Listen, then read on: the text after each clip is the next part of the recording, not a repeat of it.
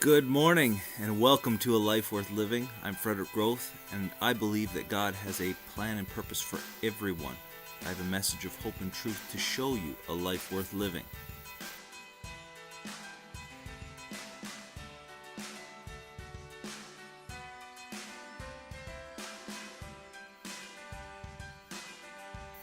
So today, Genesis chapter 47, let's talk a little bit about Joseph and his process.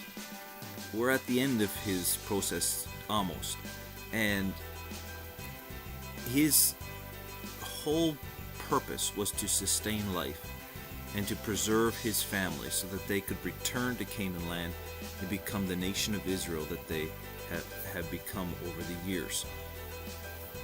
But that's just the end of the story. Joseph followed his God, followed his dream, followed his purpose through great difficulty, great stress, great adversity to get to where he was. So, are you willing to do the same? See, success doesn't just happen.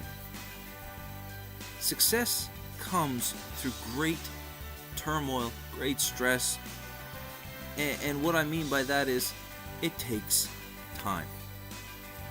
We've got to go through experience. We've got to learn some things. We've got to follow our dreams. We've got to follow our passions.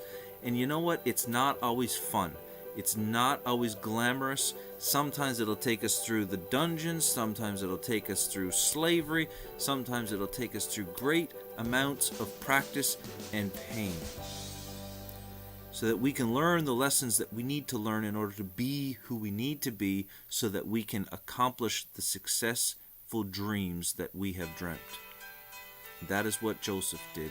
He went through the crap in order to get what God had planned for him, to become the greatest man in Egypt.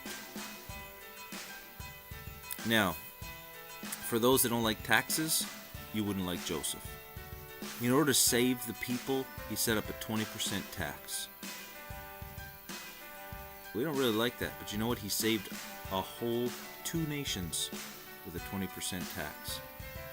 Be grateful that you can save people through paying your taxes. It's not a great thing to say, I know, and I'll probably get shot down for it. But that is how we service the golden goose that gives us the opportunities to flourish in this great land that we live in.